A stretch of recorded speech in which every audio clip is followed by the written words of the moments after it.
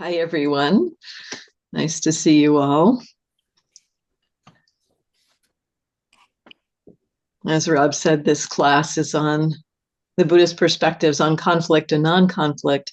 And this is a topic that to me has felt very alive in the last few years. Seems like there's a lot of conflict in our world. And that is kind of the emphasis that I'm looking at in this class is how conflict can be understood, how conflict between people can be understood from a Buddhist perspective, how we can see it in our own hearts and minds, understand how it comes up in relationship, and also to begin to look at how we can explore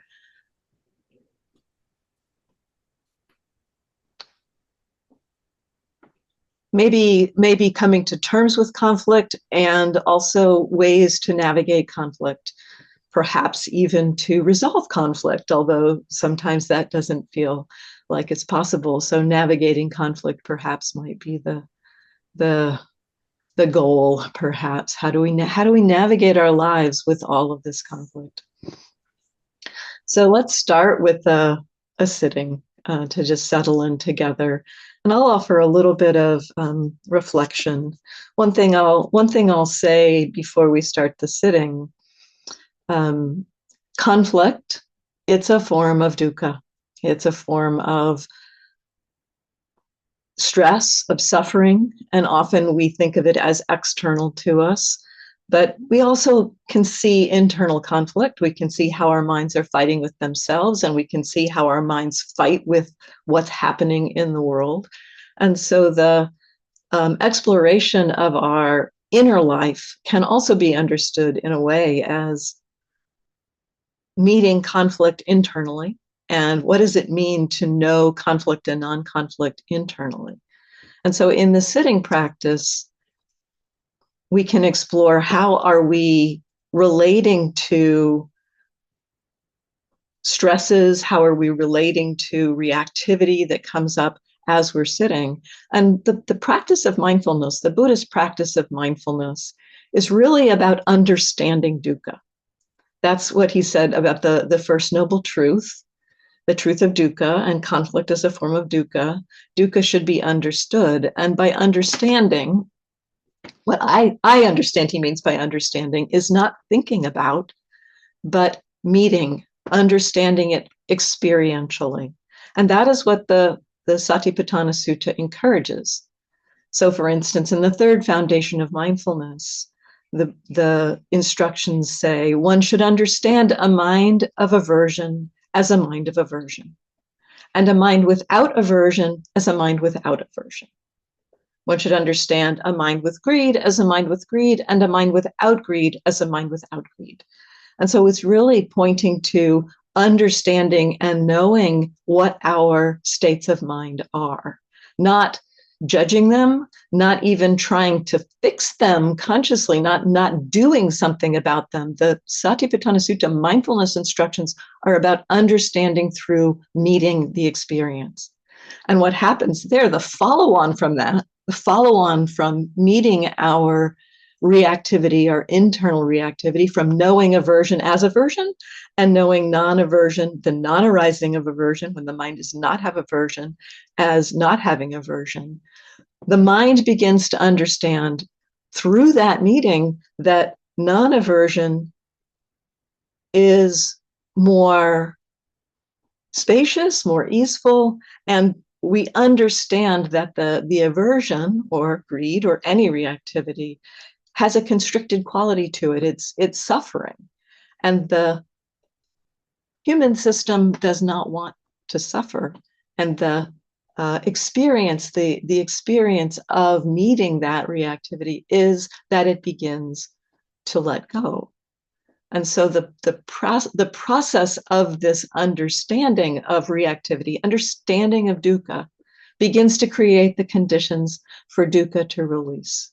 And so that's an important part of the Buddhist teachings on conflict, is that it needs to be understood. And through that understanding, there can begin to be ways for it to release, even not just internally, but also in the wider world. And so that's kind of a forward-looking kind of way to think about what we're going to be exploring in these 2 weeks. And so in mindfulness, exploring as we settle into mindfulness now, just settling in however you usually practice, exploring the possibility of meeting what's here and just opening to it. And so we'll begin with a settling, however you typically settle. That may be as with an open awareness, just receiving whatever is arriving, whatever's arising. Or it may be settling with a primary object like the breath.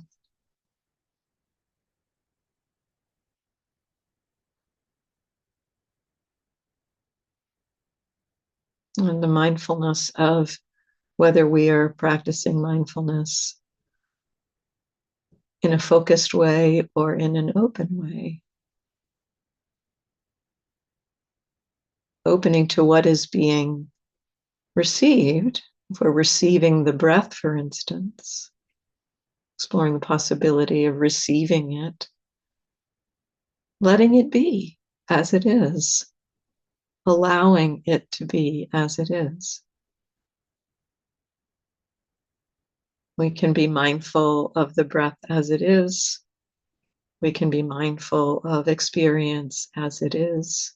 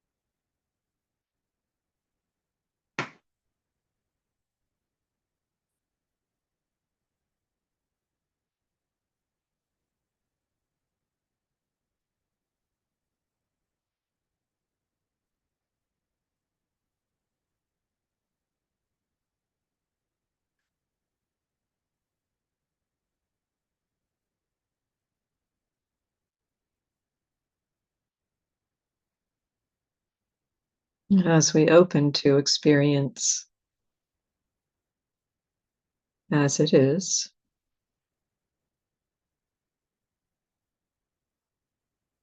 it can be useful from time to time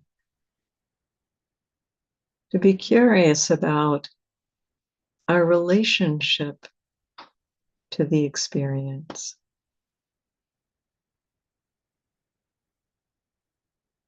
Whether we're attuning to the breath or exploring open awareness or metta practice, whatever practice that you're doing,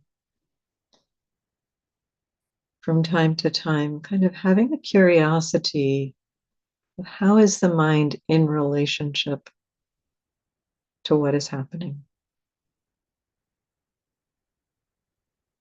Is there a tension or a tightness around the meditation itself? Is there a liking or a not liking of what is arising?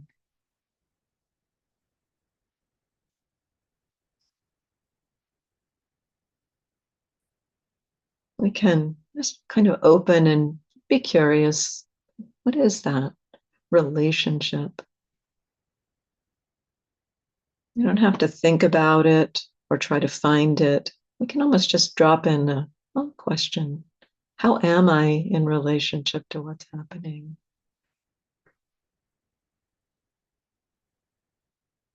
And then just keep noticing what's happening, what's arising. Keep exploring experience as it is. Sometimes, with that question dropped in, there can be a shift or a recognition. Oh, there's holding on here, or pushing into, or focusing, or forcing, or there's confusion or frustration. And if we notice a relationship, we can just allow that also. That is an aspect of what is arising. Recognizing it as an experience. It's helpful to know that it's there. If it wasn't recognized before, it was kind of behind the scenes, informing how we were practicing. And so just knowing it's there, you may recognize, well, there's frustration and there's this thing happening. That's what's happening right now. Sometimes as we notice a relationship, it shifts quite naturally. You may notice that we're holding on to the breath, for example, really tightly, and simply noticing that there can be more ease around being with the breath.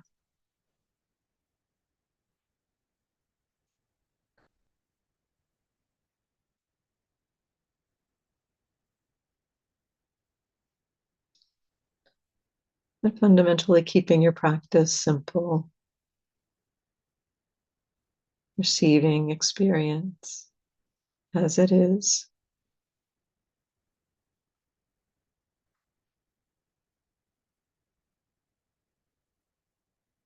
Exploring the possibility of allowing.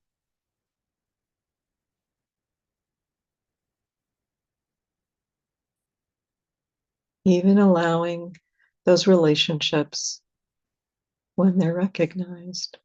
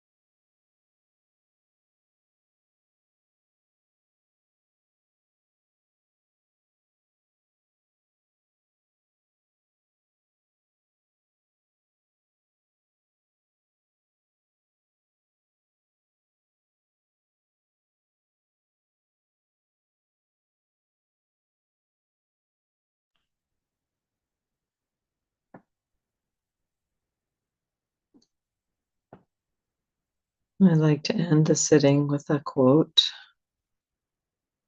from a Zen teacher, Daishin Morgan.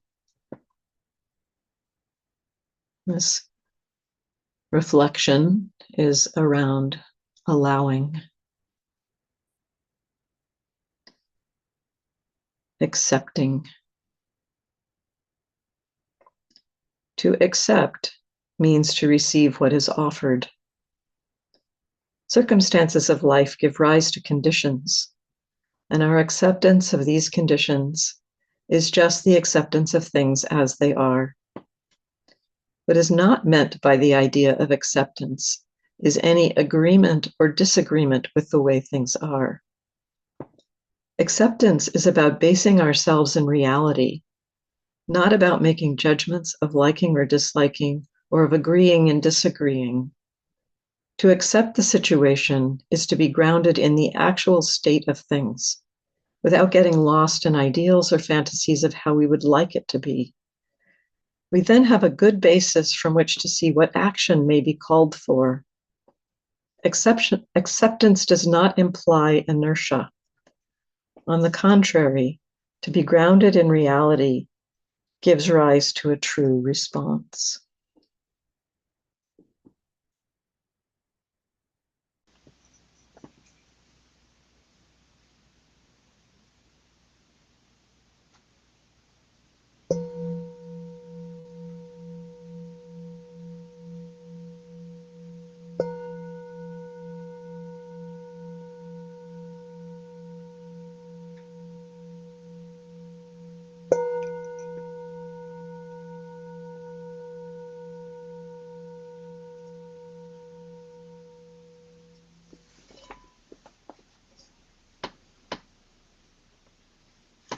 So I like this quote. It really, to me, points to the importance of understanding as a ground for navigating conflict. That, and this, again, this is the way the whole of our practice is framed and unfolds, that we open to what is, and from that place, wisdom begins to arise and support us to navigate our lives. We make more skillful choices around how we engage in the world. We make more skillful choices around what happens in our internal lives. And likewise in the world, understanding the situation. Again, what I really love that this points to. Acceptance is about understanding what is already here, not turning away from it, not trying to put a different veil on it and saying, well, if only this had happened, this is what would be here. We are fully, clearly acknowledging this is what is here. This is the state of the situation. This is the state of the world. Without inner conflict around that state of the world, that acceptance that this is the state of the world, this is what has come to be. As this quote points out, this gives us it creates the conditions for a skillful response to arise instead of our habitual reactivity coming from anger and hatred and confusion. And so this is, to me, this is a beautiful expression of, we could say, the overarching or an overarching perspective on conflict from the Buddhist perspective. Conflict, as I said earlier, conflict is a form of dukkha. It's a form of suffering. When there is conflict, either internally or externally, we're feeling it. We're feeling the constriction. We're feeling the struggle. Other words for conflict in English: contention, resistance, fighting against, hanging on to, stress. those are all words that evoke suffering, evoke dukkha. When there's conflict, we often feel like something has to give, something has to change.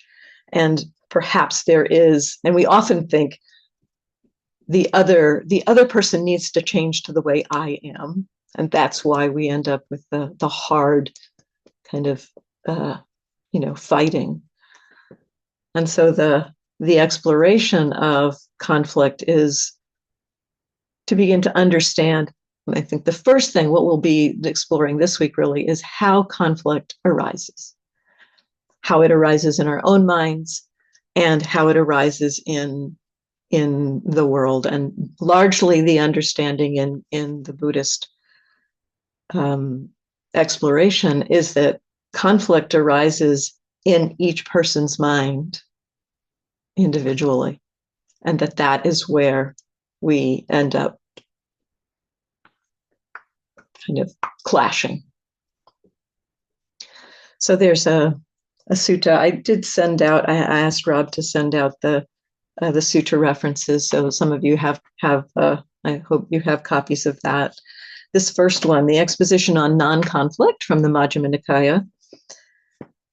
A state with conflict is a state beset by suffering, vexation, despair, and fever, and it is the wrong way. A state without conflict is a state without suffering, vexation, despair, and fever, and it is the right way. Therefore, you shall train yourself thus. We shall know the state with conflict, and we shall know the state without conflict. And knowing these, we shall enter upon the way without conflict. So there's some interesting things in this. I think this basically is pointing to conflict as a state of mind. That's what it's pointing to. It's a state of mind. It is arising in our minds. It's conditioned. All states in the mind are conditioned. It's an impermanent state. It is a phenomenon arising in the mind. The Buddhist understanding of mental phenomenon is that they arise in dependence on conditions and they pass away in dependence on conditions. They are impermanent. They are not self. They are simply phenomenon. They arise in dependence on conditions. And we will go into some of the conditions that create or that lead to the arising of conflict.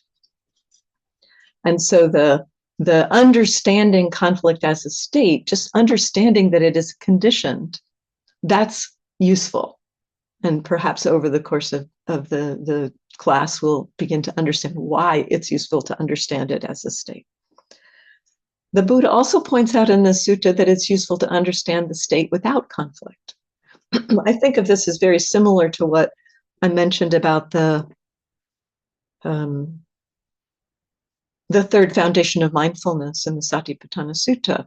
One understands the mind with aversion and the mind without aversion. One understands the mind with greed and the mind without greed. Understanding that, one understands and feels that the mind without greed, the mind without aversion, the mind without delusion is a state of non-suffering. We feel the difference between when the mind is caught by aversion, caught by greed, caught by delusion, and when the mind is not. And the difference is palpable, feeling that difference. And feeling that difference, the understanding through the teachings of the practice of mindfulness, understanding that difference, the mind begins to move in the direction of non-suffering. It begins to let go of the tension, of the tightness, of the constriction around greed, aversion, and delusion. And so this is a similar pointing that one should train yourselves to know the state with conflict and know the state without conflict. And this can be conflict internally or conflict externally. So know in your own experience when there is that state or the mind that is fighting, that is hanging on to, fighting against, resisting. Know what that's like. and also know what it's like when the mind does not have that state. As we begin to recognize the difference between those two, it's quite natural that the mind wants to move in the direction of the state without conflict. Now, the one thing that's our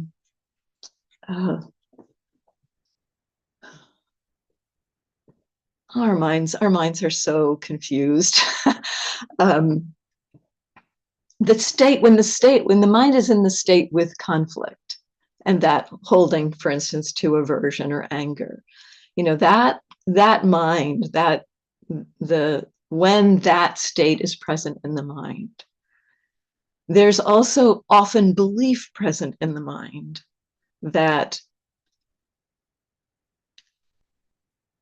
there's a belief that I'm right, and that if I'm not following what I think is right here, there's no other way to end this conflict.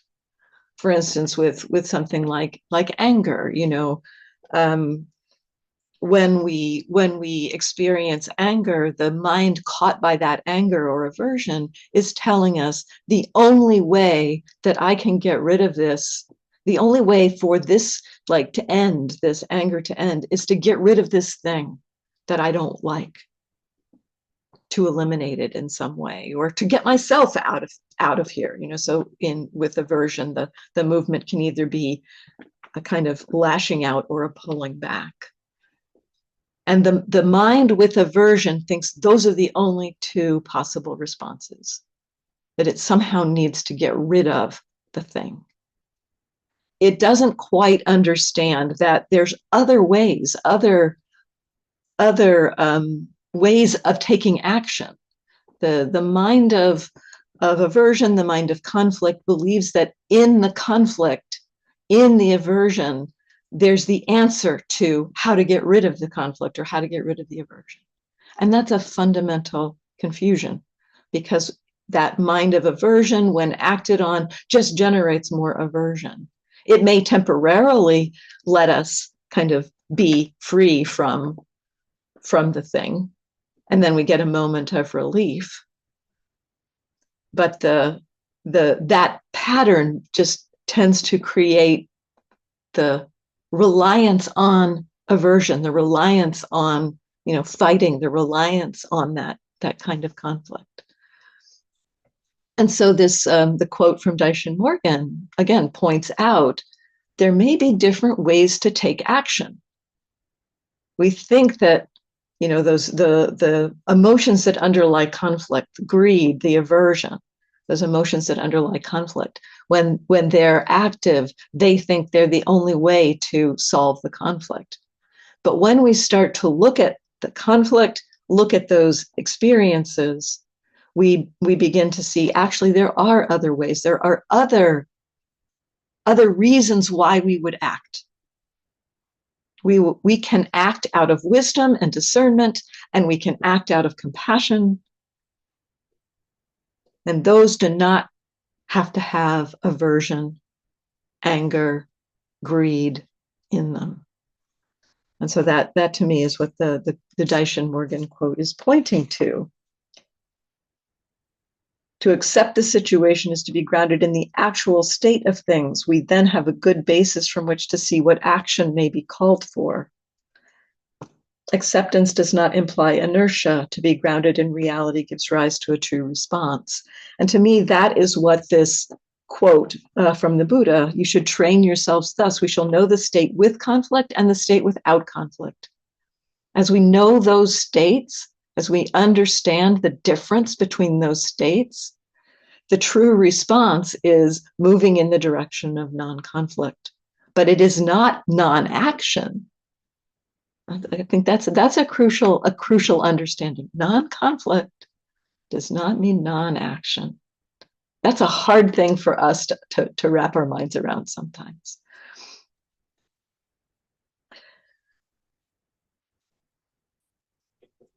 So I think that the teachings point us to understanding conflict. I mean, a lot of the mindfulness teachings are pointing to understanding internally what our experience is. But the Satipatthana Sutta also points to understanding experience internally and externally, and then both internally and externally.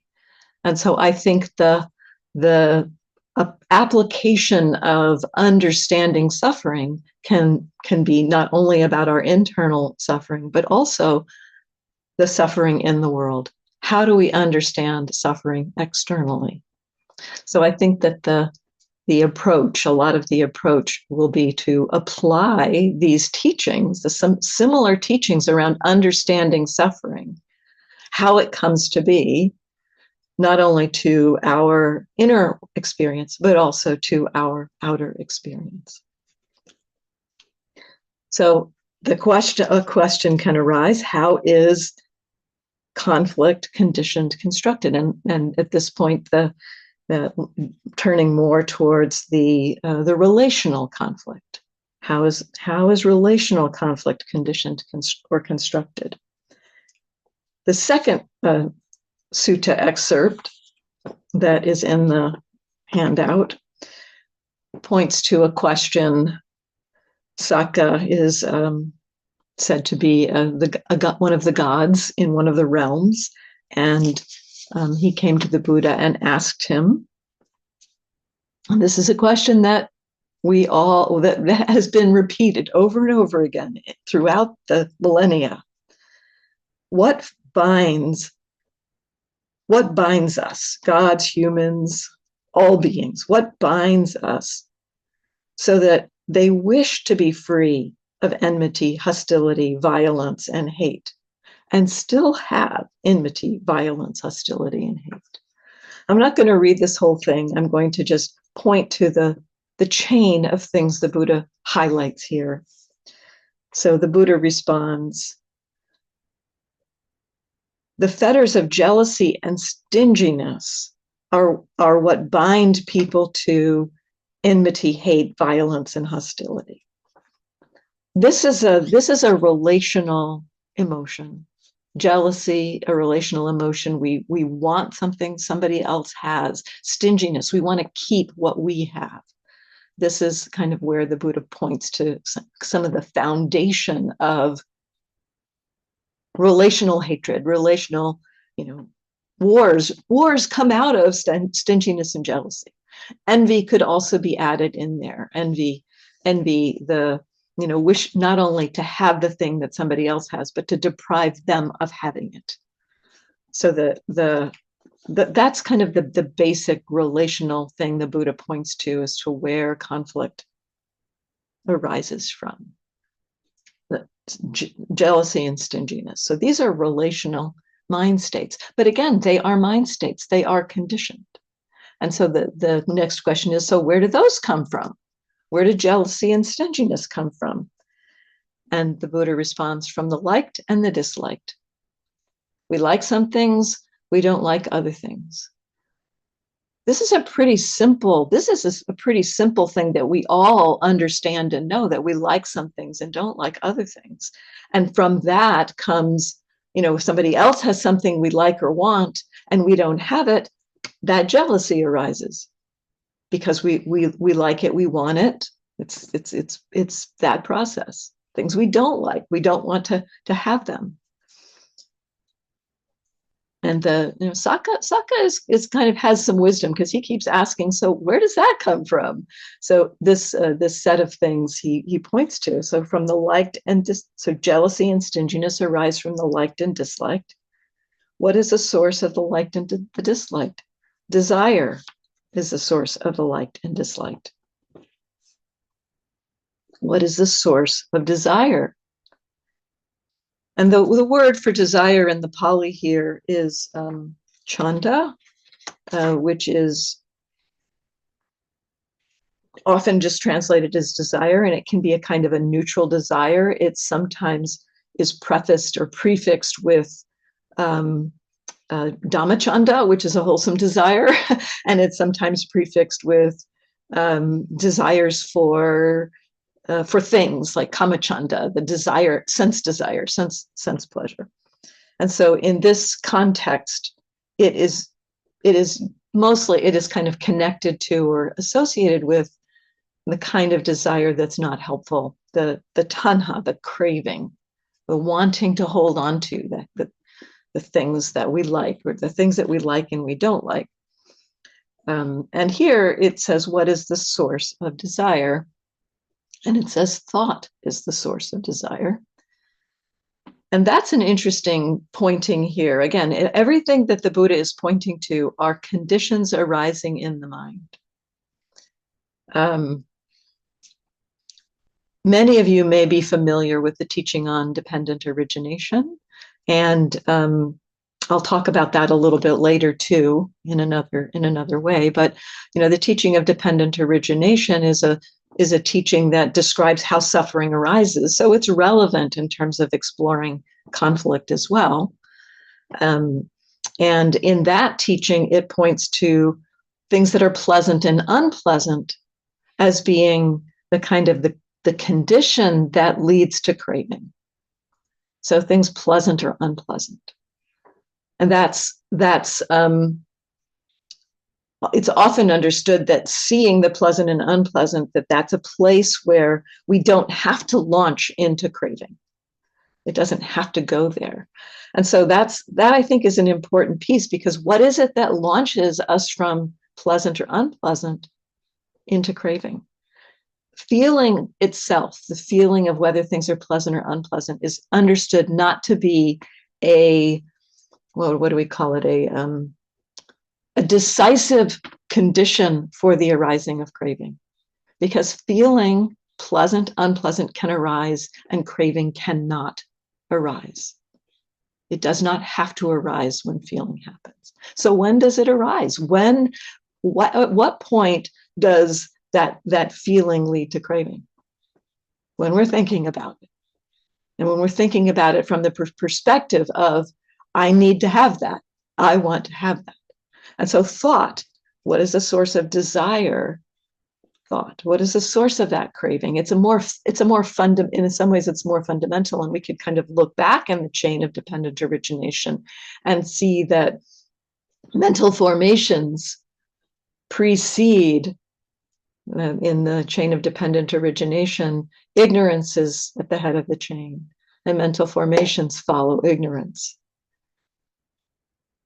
And from the ignorance of the sense of me, the sense of needing to have, that shapes how we view things, how we look at things. It shapes what we take into consciousness, and what we understand as pleasant or unpleasant arises from that, and the desire also. And so the whole chain of dependent origination, before feeling leads to craving, there are already thoughts in the mind. There are already mind states in the mind. Already that view, that perspective, I need, I want, I have to have. So all of what the Buddha has pointed to, the jealousy, the stinginess, the liking and the not liking. And then, so thought is the source of desire. And what is the source of thought? Judgments driven by proliferation of perceptions are the source of thought. This is a proliferation, is a translation of the word papancha. And there's another translation of this line from another person who translated the suttas. His translation of this is, the tendency to proliferation is the source of thoughts. So this is where the sutta then shifts to, okay, so how do we let go of the tendency of proliferation? That's the shift in the sutta. And you can look up the sutta and talk about and see how the Buddha pointed in that context of how to train the mind in the direction of non-proliferation. And it's basically the teaching is basically that we should understand when we're doing things, what things lead to conflict, what things lead to suffering, what things lead to not suffering, what leads to non-conflict. So it comes back to that: understand conflict, understand non-conflict. That the Buddha points back to. This is the training.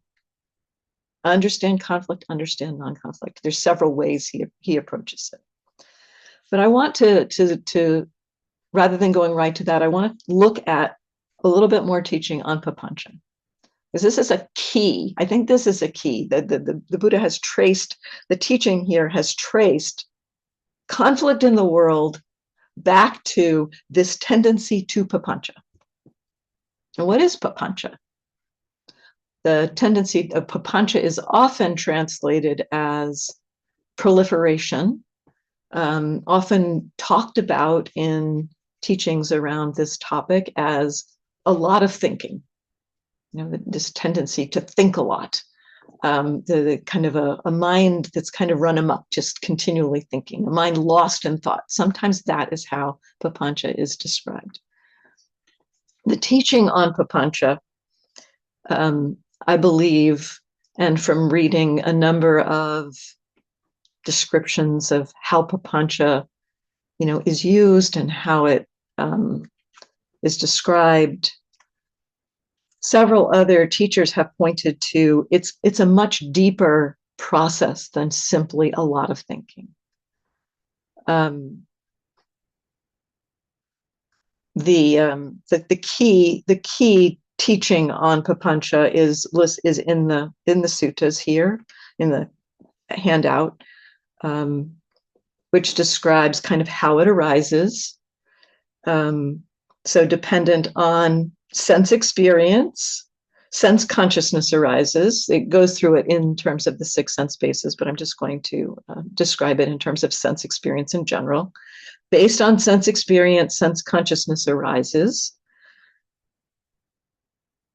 With the contact of sense experience, there is feeling. And so it brings feeling in here. With what one feels, that one perceives. And so when we have a sense experience, and this is sense of seeing, smelling, hearing, tasting, touching, and things happening in the mind. So the 6 sense bases. What one feels, that one perceives. So with the meeting of sense experience, there is a basic sense of pleasant, unpleasant, or neutral.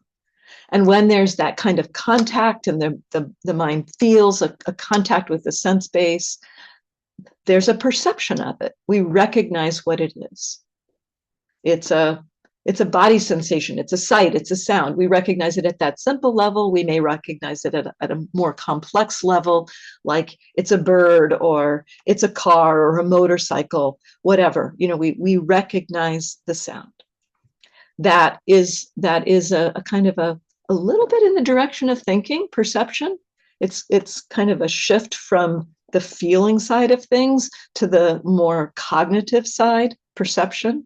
And so it's very easy for that cognitive side of perception to shift into thinking.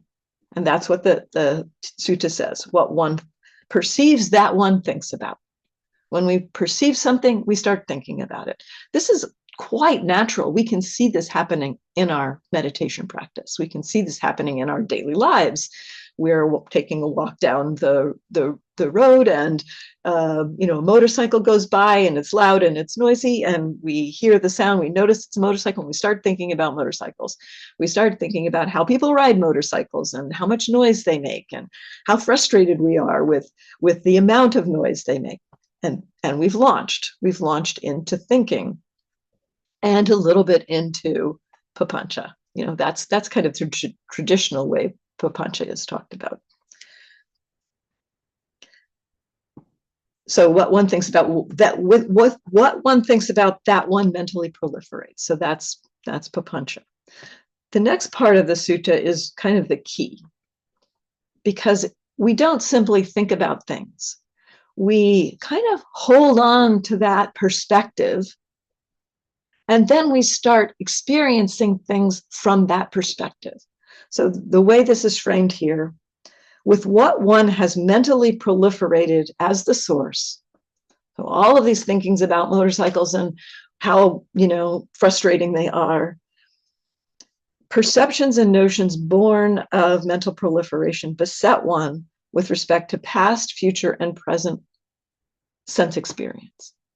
And so that proliferation kind of creates a lens, we could say. It creates a perspective that then we start seeing experience through. So that perspective making, we could call prapancha being perspective making. That's one way that our minds get really into trouble because we create a perspective, we start meeting experience from that perspective, and we start believing that perspective. That's the area that I think is really the problematic nature of papancha. It's a very fundamental process in our minds that essentially one way to frame it is that we take our own experience to be the truth of what is actually happening.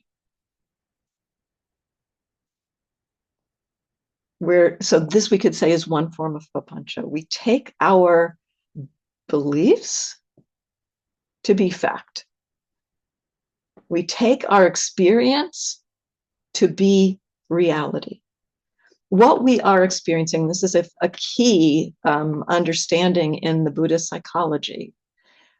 Everything that we experience, we can only experience mediated through our own minds.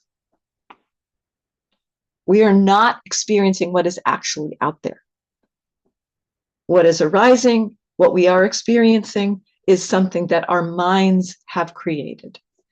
Every sight, every sound, every smell, every taste, every touch, every thought, every emotion is something created by our minds. We understand our mental stuff is often created by our minds, but our sights and sounds and smells created by our minds.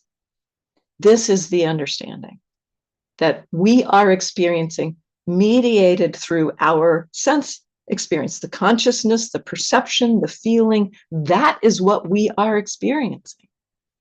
So we are not actually experiencing what's out there, but our process, the process of papancha, basically has us believing that what we are experiencing is what's actually out there.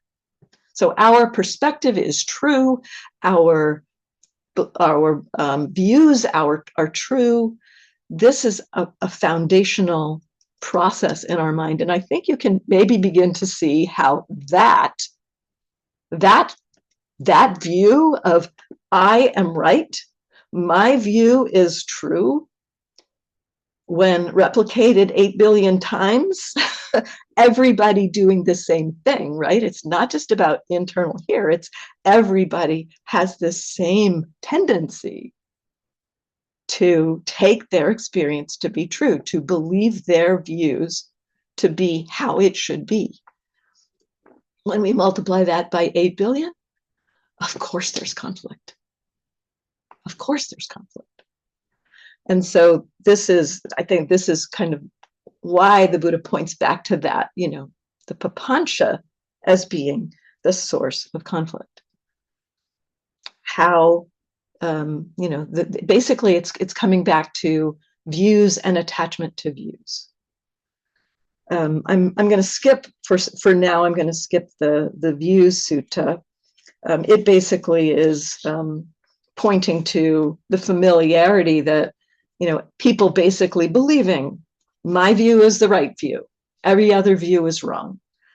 It also it includes the teaching that these views are created, again, realizing that how we believe, what our views are conditioned. They're conditioned. There's a place in the sutta, about halfway through, the Buddhist follower Anathapindika is saying to these other folks who are all proclaiming their views and saying, my view is right. Anathapindika says, these views are conditioned. They're arising either from their own inappropriate attention or from dependence on the word of another. So pointing again to the conditioned nature of views. Then when Anathapindika expresses his own view, he expresses it in a different way. You know, he doesn't say my view alone is true, and it's not a view about it's Anathapindika's view is a view about the nature of conditioned reality, not about something out there is the way it is. And that's a distinction between these types of views. So when Anathapindika expresses his own view, he says, whatever is brought into being is fabricated, dependently arisen, and inconstant. Whatever is inconstant is suffering. Whatever is suffering is not me, not mine, not who I am. This is the sort of view I have. And so he's pointing to a view, a useful view, perhaps. You know, the followers kind of try to use his argument back on him to say, well, you're just clinging to that view too. You're just, you know, this view, you're just holding on to that view. And it's also dependently arisen. And Anathapindika says, yes, this is a dependently arisen view. And when I see that, I'm not clinging to it. I'm not holding to it. There's no suffering around that. So this is a pointing to a different way to hold views, and also to understand the kinds of views that are useful, because this kind of view, the kind of view Anathapindika is pointing to, is a view that kind of undermines or is self-correcting, we could say. Gil Fronsdal often uses that phrase around the practice, that this view that things that are dependently arisen are suffering, and that's not me, not mine, not who I am. That the Anathapindika says at the end, having seen this well, having seen the view, having seen a view with right discernment as it actually is, I discern the escape from it right now. I see it's possible to not cling to it. So this points to, you know, different kinds of views. The views the other people were expressing were views around the nature of this is the way it is. They were saying the cosmos is eternal. The cosmos is not eternal. This is how it is. This is how it is. Again, that kind of reifying or saying that what I have experienced or what somebody else has told me, that is the way it is. And the Buddha and the Anathapindika says, this is my kind of view, this view that things are conditioned, and holding on to something conditioned is suffering. That kind of view helps one to not hold on to views.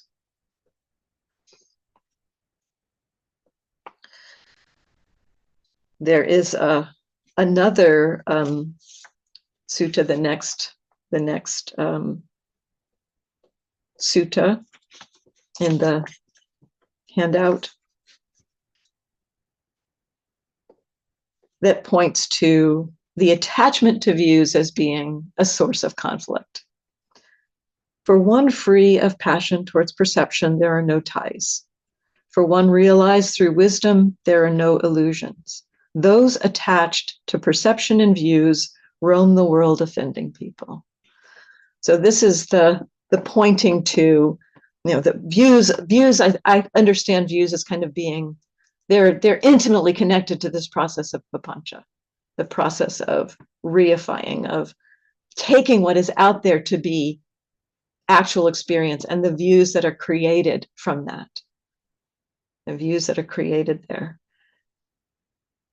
And then the clinging to views is a major source of conflict. As I said, you know, a few moments ago, if we multiply by 8 billion people saying my view is the right way, the only way, everybody else's view is wrong, we will end up with wars. We'll end up with the state of the world. That's what we end up with. So let's take a 5-minute break until 5 after the hour. All right. Well, before I open it to questions, I want to read another quote. This is from a scholar. He actually wrote a very relevant article, some of which I have used to create this this presentation, this course. Professor Pali Hawadana, and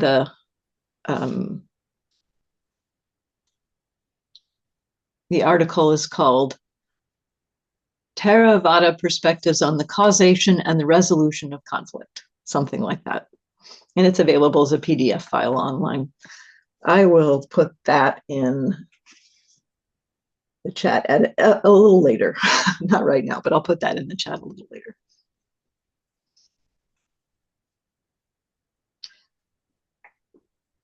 So here's what he said around this papancha.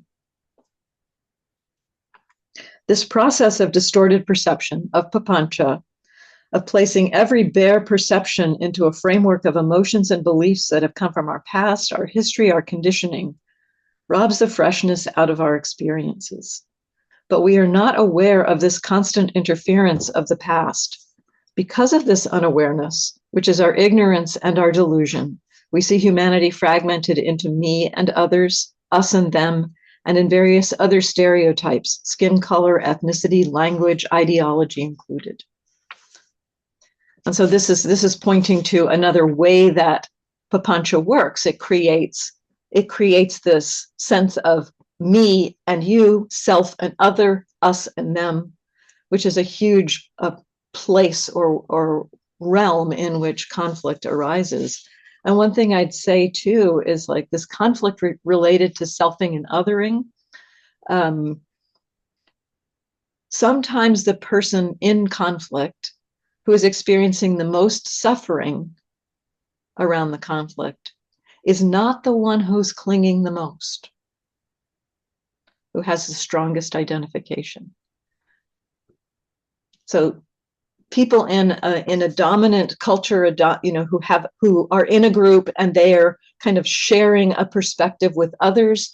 If you're in the minority there, and it can be that the people who are in the dominant group are actually clinging more strongly to their perspective than the person who's suffering the most around, not having that perspective or being in a different, being othered.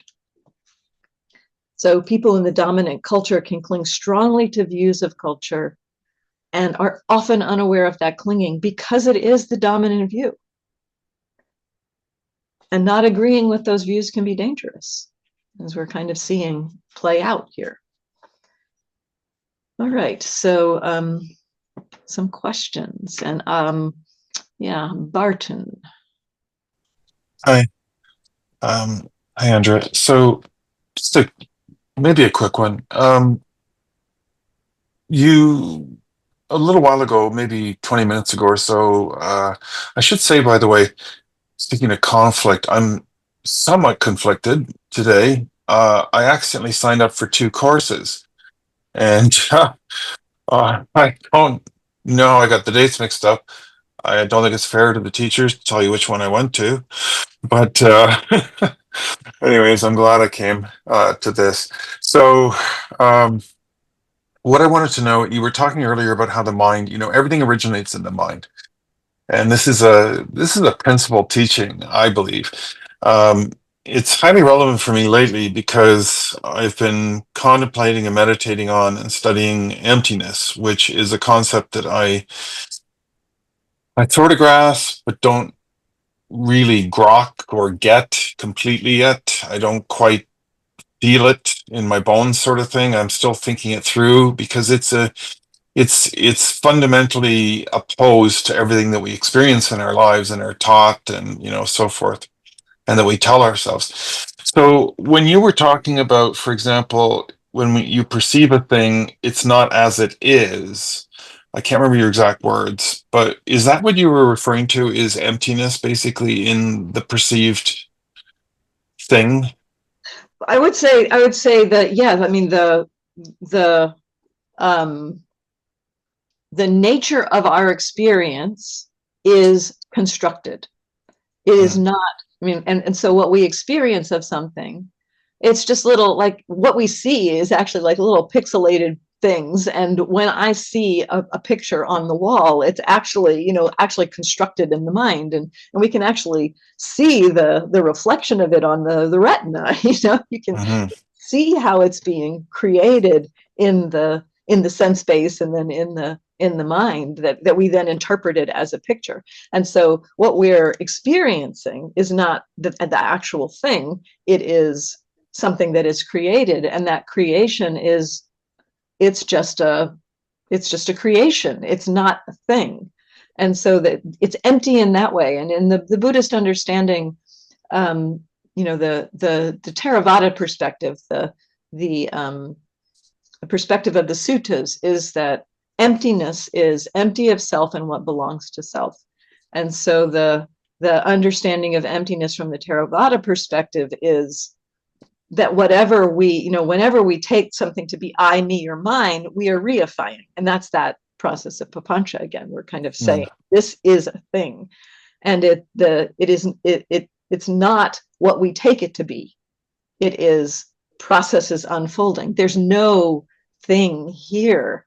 It is empty of any inherent existence, essentially. What That's where it gets confusing because to say that a thing is empty is not the same as saying that it doesn't exist.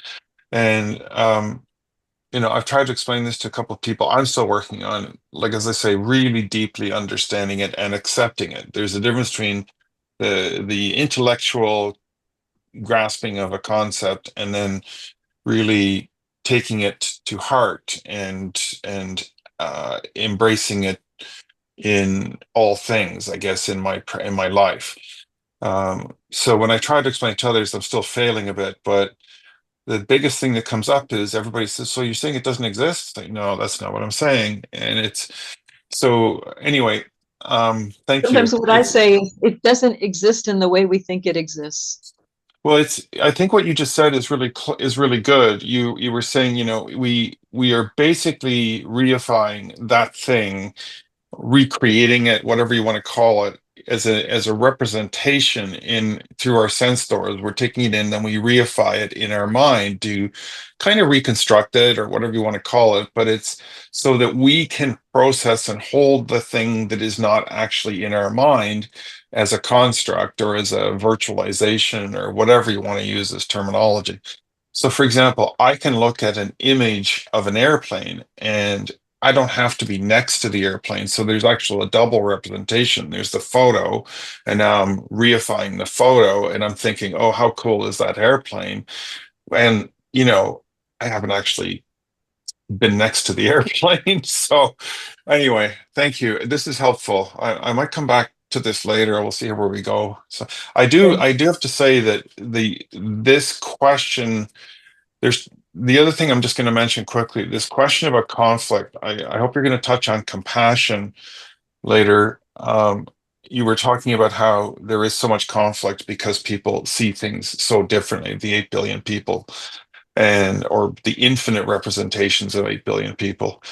Um, and yet, I personally feel that I'm taking up a lot of time, but I personally feel that there is no immediate fix for that other than you talked about Gil Fronsdale a little bit. He's doing this on a Kampa course right now, which is basically about compassion, how fundamental it is to all of these issues in terms of finding ourselves a bit of an option for making things better. So anyway, Yeah, I'll stop there. mostly, Thanks very mostly, much. mostly I'll talk about compassion next time. This time is more looking at how it comes up. Yeah, How does conflict arise? That's mostly what this week is about. Yeah, appreciate it. Thank you. Thank you very much. thanks. Beverly. Yeah, so you've been talking a lot about Papanchka, and how that relates to views. And I get it. I've noticed it in my experience a lot. Like I'm surrounded by men at work, right? And someone says something to me, and then my first instinct before thinking is just to take it at face value. And then I notice something grates, and then wheels turn. And then I think, maybe it's because I'm a woman that he said that. Or there's some kind of ulterior motive, or it's because it was, but it's always after the wheels turn. And often it's not the case, right? It's just filtered through all my long experience. Like I grew up surrounded by men in my field when people were much more sexist than they are now. And so it's my conditioned experience. But some views are from not developed from that, right? They're from wisdom and discernment. And I suspect that if you talk to anyone with a view, clinging to it or not, they would say, no, that view is from my superior wisdom and discernment. So Yeah, they're not going to listen to your Propanka argument. And how do we tell the difference, right? What frame of reference do we have now for what kind of views we have and what are valid and what are not? that is one of the things about views is like, no, my view is right, and so the how do we tell the difference? I mean, again, it's kind of like that's the story with Ananda Pindika. What kind of views actually can be more onward leading? So Ananda Pindika's view that views create suffering, clinging to views creates suffering, is a different perspective of view. And so that, I think in terms of like the kind of views around, well, should we program the computer this way or this way? I think that, probably, not so, we could just have the discussion about, okay, well, these are the benefits, these are the pros and cons of each one, and right. There's an easy way out of those ones, yeah. Yeah. So it's more the ones around, who deserves to live and who deserves to die and that kind of thing that I think we need to look at the what the clinging is there. So the clinging to it is an important piece. If we can not cling to our view, then we have a better way of understanding, is this a useful view or is it not a useful view? So I think that's the first piece is looking at the clinging to the view. And so many people, it's like, no, this is right. I know this is right. It's like, I think we have to have the, and this again, more around navigating conflict, but we have to be willing to set that to the side for a moment and be willing to listen to other perspectives and not hold tightly to our view to see, let's look, let's see, are there other views that might be useful here? Right. So I live in a asymmetry at work, and the people around me seem much more wanting to cling to their views, and I seem to be the only one that finally gives in. Well, and that's another issue. I mean, it's like, why do I always have to be the one? Yeah, right. Yeah, right. So I mean, that is part of living in a world where there are, most people are not looking at their views. Most people are not looking at it. Again, talking about navigating conflict next week, we'll go into some of what we can explore there. Yeah. Thank you. Thanks, Mariana. And this will be the last one, and let me see if there's something in the chat. Well, this doesn't relate, I guess, directly to what you've been talking about, but I guess it kind of relates to this idea that we'll always have conflict because of there being 8 million people or billion people perceiving things differently. Obviously, at Buddhist time, there weren't 8 billion people, although there were perhaps 8 billion beings. But I've been listening to someone who talks a lot about cults, and particularly in the relation to the United States, although obviously it's not specific to that. And she talks about having grown up in a cult and how you're taught in a cult not really to trust your own perceptions. That you're told, now, if you're seeing it this way, that's not valid.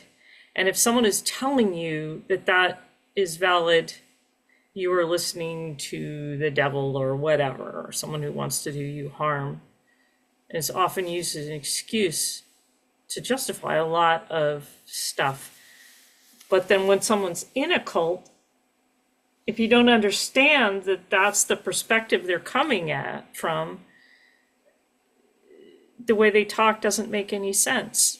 So I'm just sort of wondering in terms of the balance between like letting go of the belief that what you're seeing is necessarily true versus a very common pressure in society, and I don't think it's just cults, to be telling its members, no, if you see it as different, you're wrong.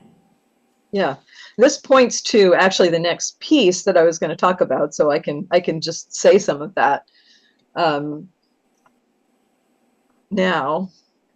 Is how do views arise? How do views come to be? in the in the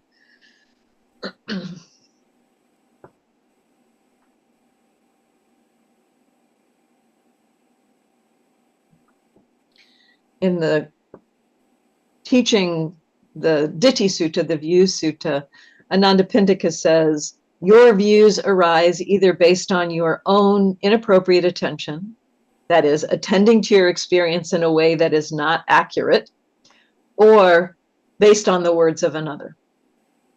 And so these are two of the main ways that views arise. They're shaped by our own experience, our personal or meditative experience. They're shaped by our views, our ideas, our prior views and ideas, our mental formations, and they're shaped by the views of others. So the story of the blind people and the elephant is one of the stories that talks about views being created. So that's also in the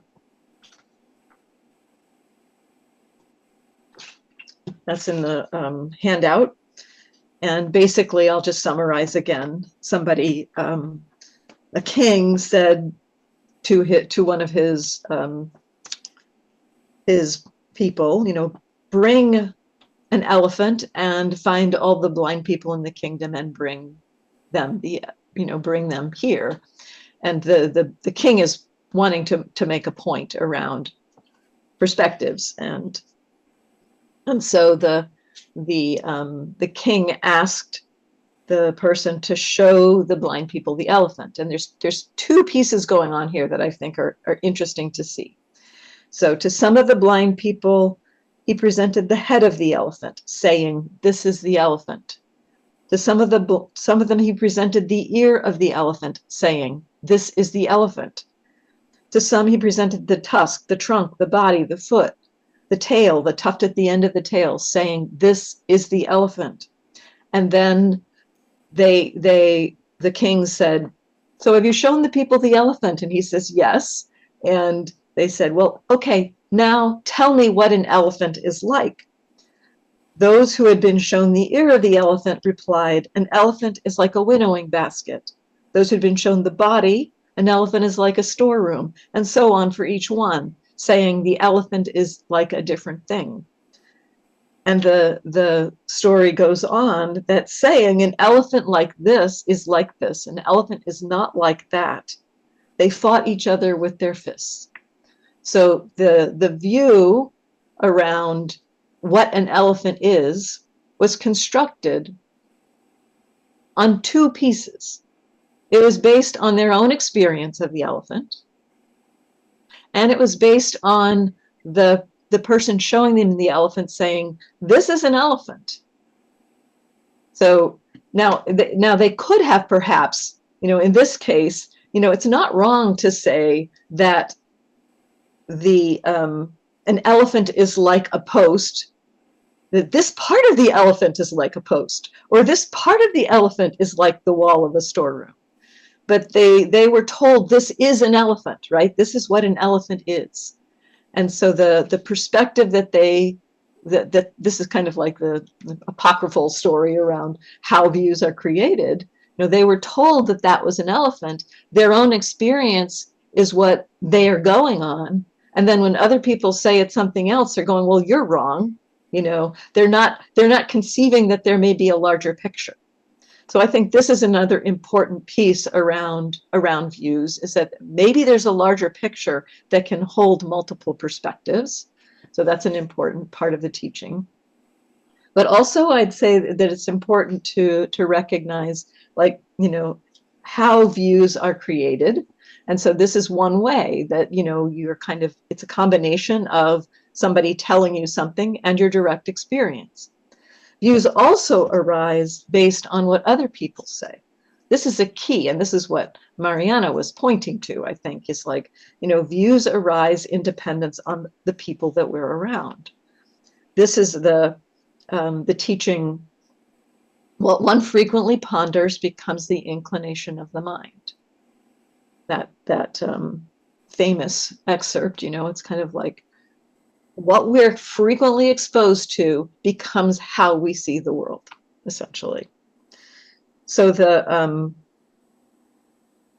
how do our views get constructed? I think this is an important piece to recognize. Again, views are conditioned, and recognizing how they are conditioned, how they come to be. It's not simply through our own mental processes that views come to be. So that's one way that views come to be, through reifying what we're taking to be, what's out in the world. We're taking that to be reality. That's that kind of, this is what I'm experiencing, so this is what's true.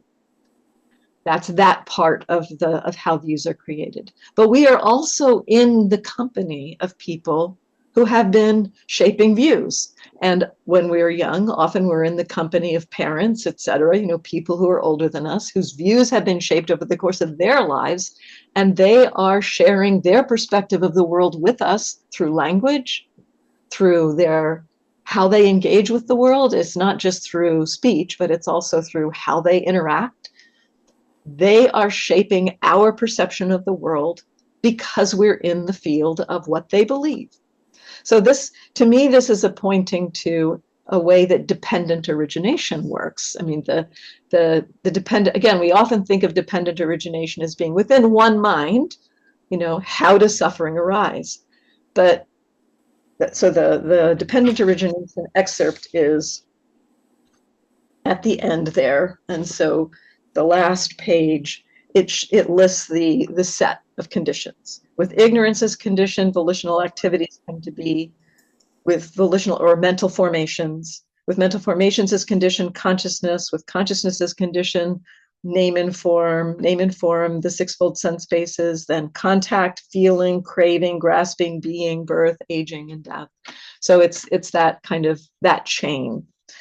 The place that I think is very interesting is so with ignorance as condition, mental formations come to be.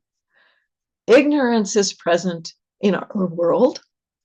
Ignorance is present in our own minds. The tendency towards believing our experience to be reality. It's kind of in our human sense experience. It's kind of in there, as like that our minds will stabilize the world, and we can walk across the room and not run into things. And it's like, well, yeah, that lamp was really there, and that couch is really there. I mean, it's like the nature of our sense perception contributes to the believing that what we're experiencing is reality. And so that's part of the human process. But a lot of our mental formations and our ignorance is, let's say, absorbed from our environment, from the people that we're around, from what we take in what we choose to read, what we choose to expose ourselves to. And so, as Mariana was pointing out with something like a cult, these views are kind of repeatedly brought in, and you're taught in that kind of a cult to distrust your own experience, to distrust your own experience. But this tendency to have our views shaped by the views of others. So I look at like the dependent origination as being not simply a cycle within our own minds, but it's kind of like, the cycles that we go through in our own mind, they're informed by the mental formations of others. They're shaped by the views of others. And so our own views are shaped by our external environment. And what we frequently ponder becomes the inclination of our minds. So this kind of, I think of dependent origination as being kind of a back and forth conditioning, that we are shaped by our environment. We are shaped by what other people are saying and doing and believing. And others are shaped by what we are saying and doing and believing. So it's an interactive process. I think of the dependent origination as kind of, we all meet at mental formations, ignorance and mental formations. We're all meeting there in a sense, that we're influencing each other. And we know this, we know that our mental formations are contagious in a way, that when we are angry, or when we're in the presence of someone who's angry at us, what often happens is that anger arises here. So that is very, very kind of common, the sense of this back and forth shaping of the conditioning. And we can feel it. We know it happens. We've experienced it happening. So I think with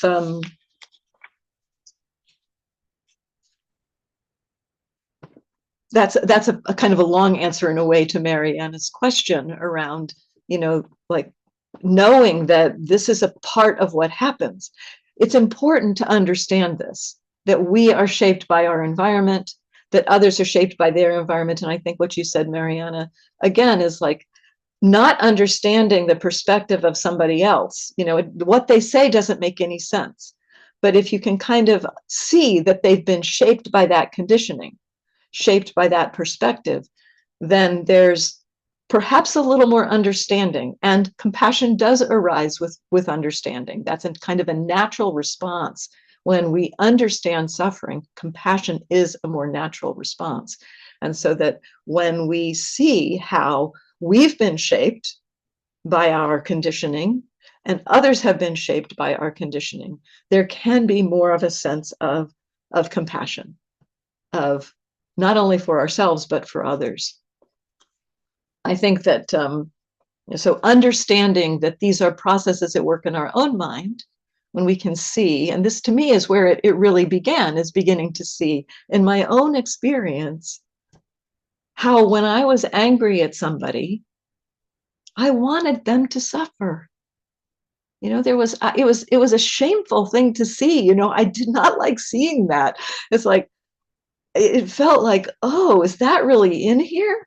That I want that person to be in pain?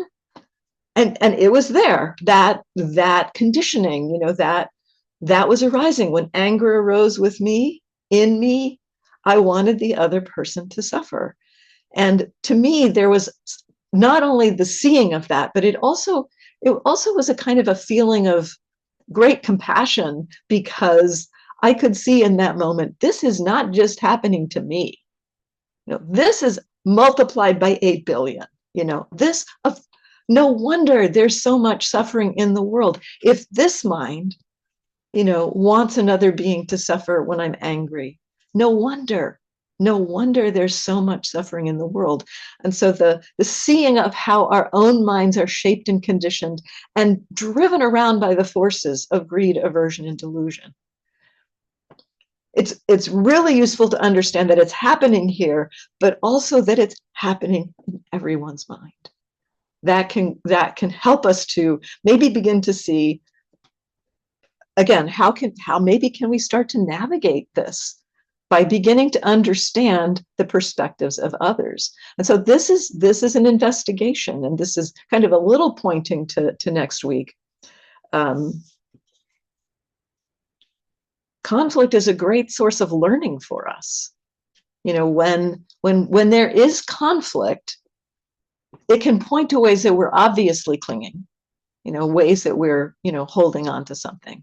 It also might point to ways, you know, that, again, the selfing and othering. It might point to ways when there's conflict and we think it's the other person's problem, you know, that it's not me. Clearly, if you thought the way I did, everything would be okay.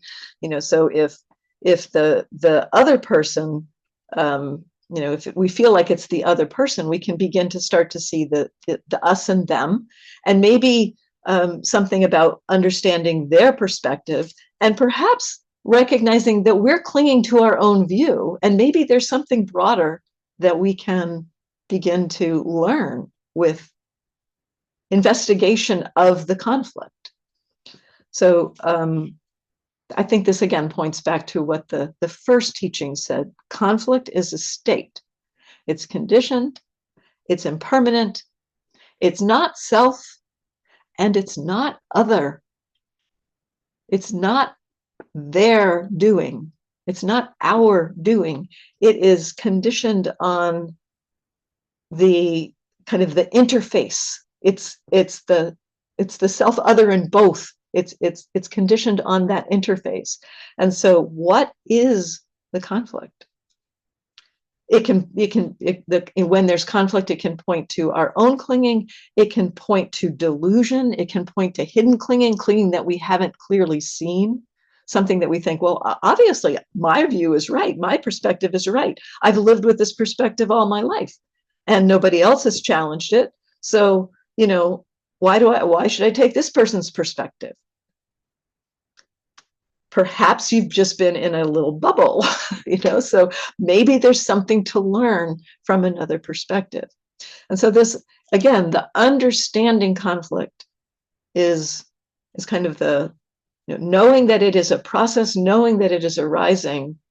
The Buddha pointed to understanding suffering. This is our basic first foundational approach with suffering, understand the suffering. And so how do we begin to understand the conflict, the external?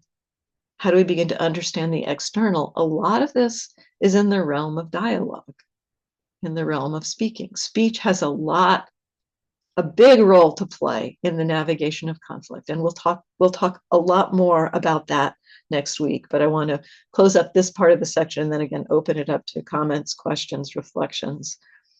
We could consider dialogue, you know, a true dialogue, a dialogue where we're interested in understanding what the other person has to say. Here's a definition of dialogue that I like. Dialogue has a unique aim. Rather than trying to convince or proselytize or resolve a conflict, the primary goal of dialogue is to understand more deeply other perspectives. Rather than being opponents who seek to expose the weakness in each other's arguments, dialogue's participants engage in a conversation that starts with the assumption that the other has something to say to us and to contribute to our understanding. Thomas Schwant says the initial task is to grasp the other's position in the strongest possible light. This is a form of mindful investigation, of curiosity, of, okay, let's see if I can understand what's happening in someone else's mind. Let me see if I can understand their perspective. This is kind of the foundation, even before we look for resolution of a conflict. The kind of understanding the perspectives at play in the conflict is where we begin. This is kind of one of the contributions, I think, that the Buddhist perspective brings to conflict, that we need to understand the conflict before we start trying to resolve it. And that's, again, coming back to what Daishin Morgan said, that quote that I brought in. Acceptance does not apply inertia.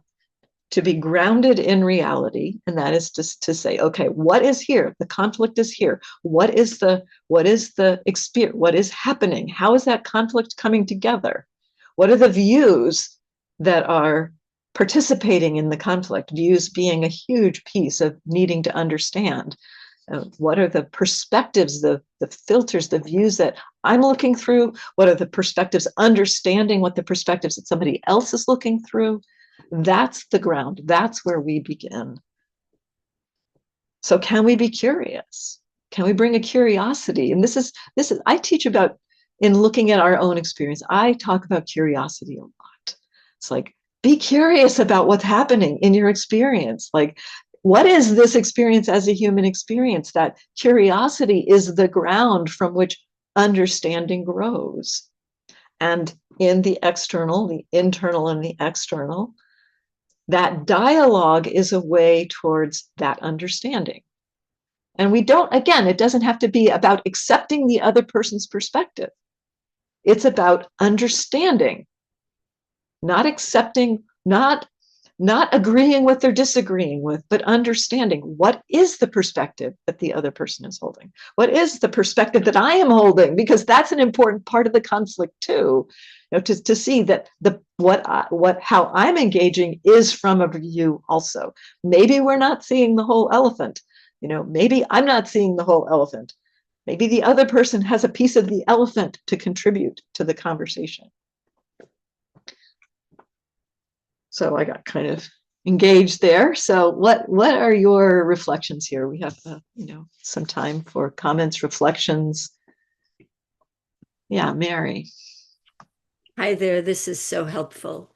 I don't think you're going to have a definitive answer to this, and it's not well formed in my mind, so I may not present it very clearly. But I just spent a lot of time with a son who is contemplating a divorce and heading towards a new relationship. And as you were describing views and papancha, in my mind, I was just seeing very clearly, much more clearly than I have before, his suffering and the suffering of his wife. They have a 9-month-old daughter.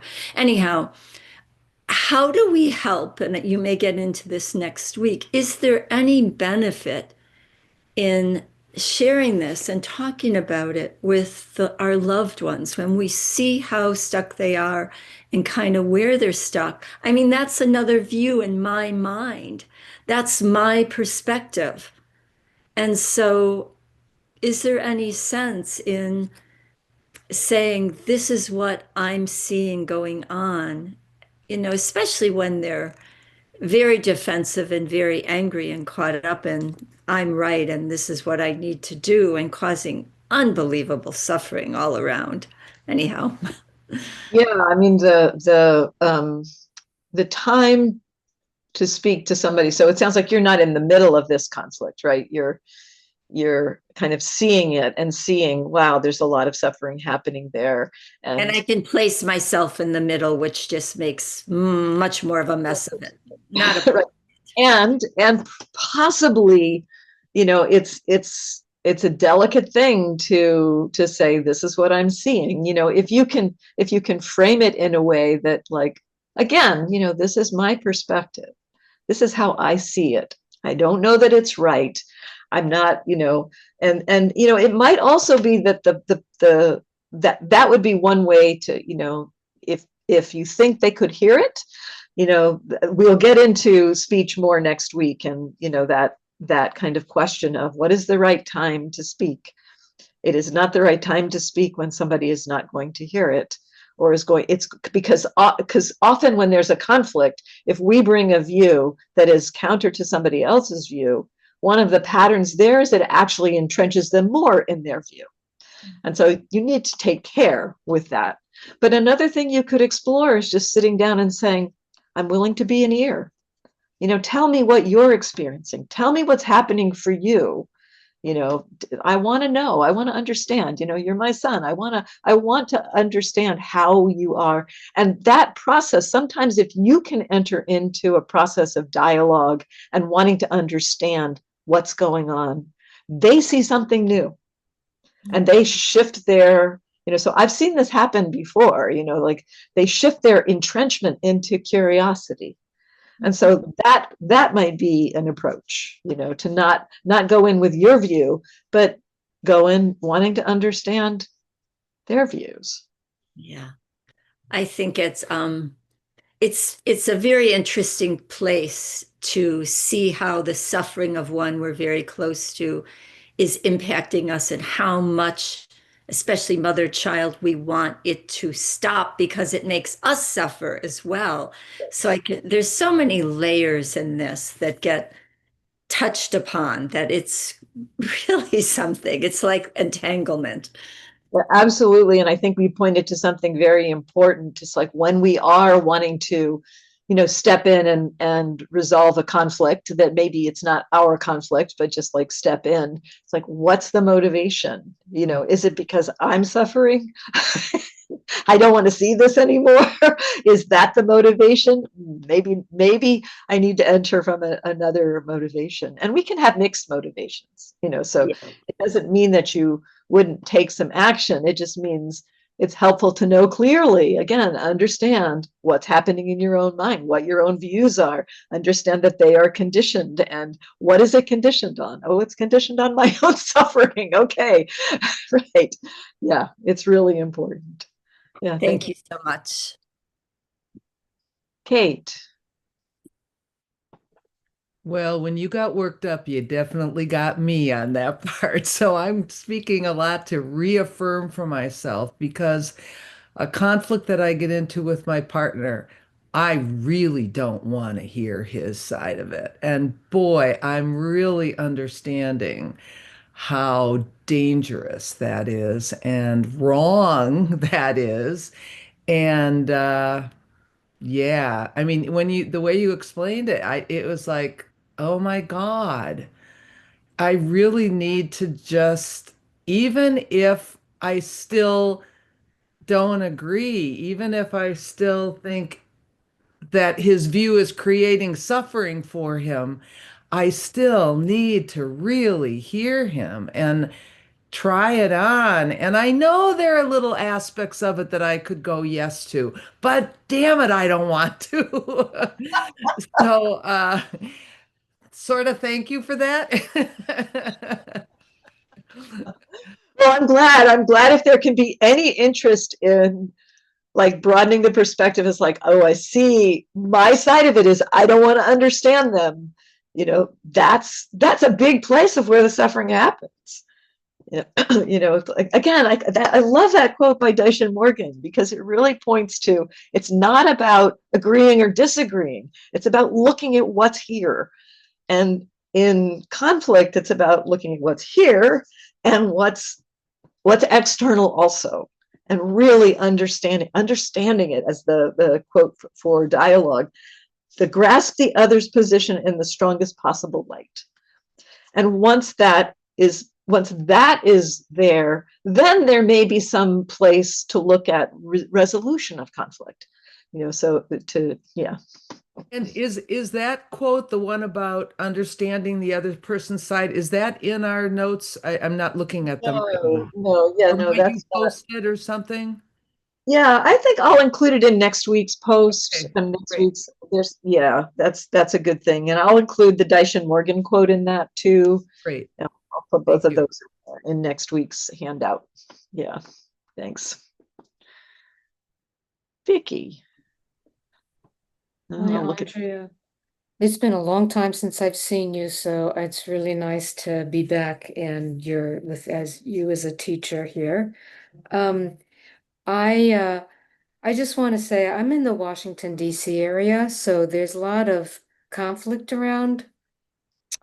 And I can't help but I keep thinking about seeing our president on TV yesterday with a hat that said Trump was right about everything, in the context of what you're talking about, clinging to views. And I am so triggered by that kind of thinking and the destructiveness. So it's not interpersonal. And there's a lot of, just really being set off by this kind of thinking that's so one-dimensional. And so I'm feeling that it's triggering my one-dimensional thinking as well, as you've pointed out. And in But that kind of a situation, that is what we can look at. We cannot change. I mean, it's like we don't have a relationship with that, with that person necessarily. I mean, this is not an uncommon thing where, it's that somebody is very strongly clinging to views and not really seeing that or not aware of it, and it's creating suffering for people around them. And how do we engage with that? And again, I'll talk more about some of that next week. But some of our work is seeing where we're triggered, because responding or acting, we can act in certain ways. We can go to protests, or write op-ed letters, or whatever. We can do things like that, and it's from the perspective of our practice and from the perspective of what's skillful, doing that not from being triggered ourselves. So that's our work first. okay. How can we hold that without being triggered ourselves? So looking at how that triggering is working. It's like, well, I wouldn't be triggered if he didn't cling to his views. Well, when is that ever going to happen, that there's not going to be somebody Okay. in the world strongly clinging to their views? And so, we're not going to ever eliminate all of the world's, beings that cling to their views. And so what might we be able to, how might we be able to not be triggered by that? And so that's an exploration for ourselves. And that's a kind of more internal exploration, to begin to see, what is it touching? What is it touching? Because often it touches things that are old and deep. It's touching childhood conditioning. It's touching not being seen. It's touching, a lot of vulnerability. It's touching a lot there. It's touching fear. It's touching, so it is possible to be able to see all of that and understand kind of that's how and what is arising here, and recognize, it's probably not going to completely go away. It's like, before we take action. So there's going to be mixed motivations. There's going to be that perspective of they shouldn't be that way, and a little bit more understanding of our own clinging there. And if we can, this comes back to the compassion side, if we often seeing the suffering that others that kind of view creates, not just for ourselves, but for others, we want that, a part of us wants to alleviate that suffering. And that's a wholesome wish.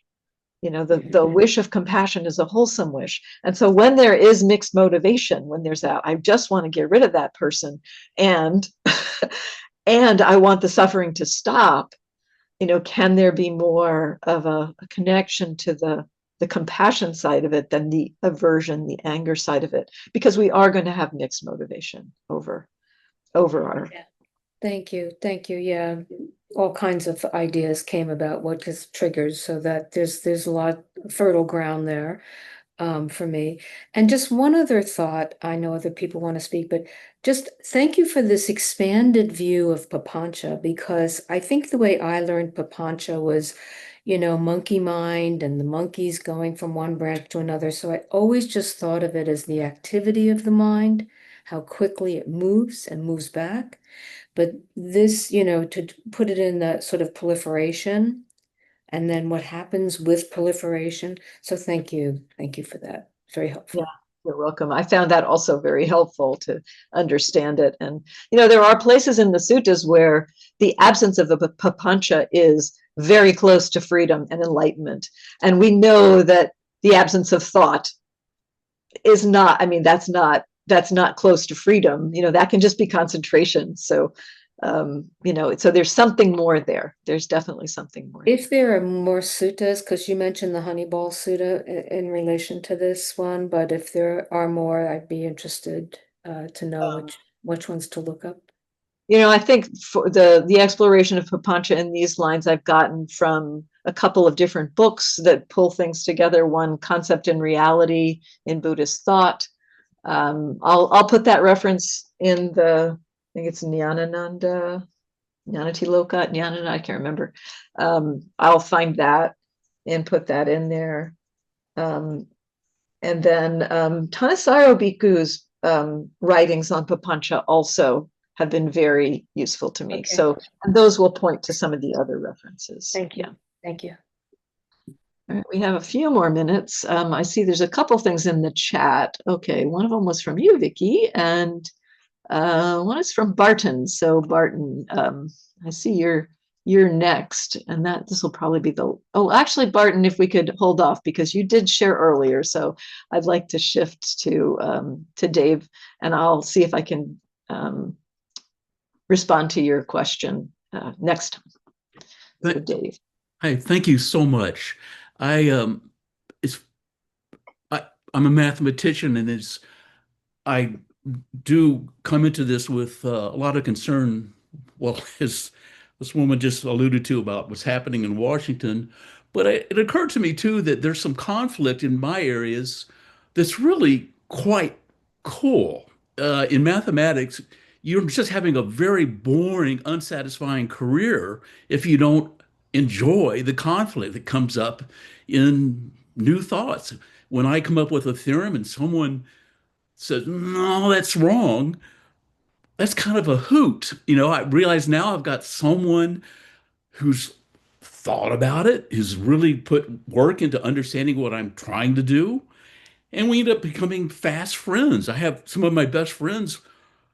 One fellow I know, mathematician from Harvard, who said he was just so stunned when I told him one of his theorems was wrong, and we just become best buddies for the last 30 years because I proved something wrong. It's exhilarating. So it's sometimes conflict, the disagreements we can learn so much from them, and we make so much progress in science and in mathematics precisely because of the conflict. And people who aren't enjoying it they're not having very much fun in their career, and it becomes staid, just dead in the water. That's it.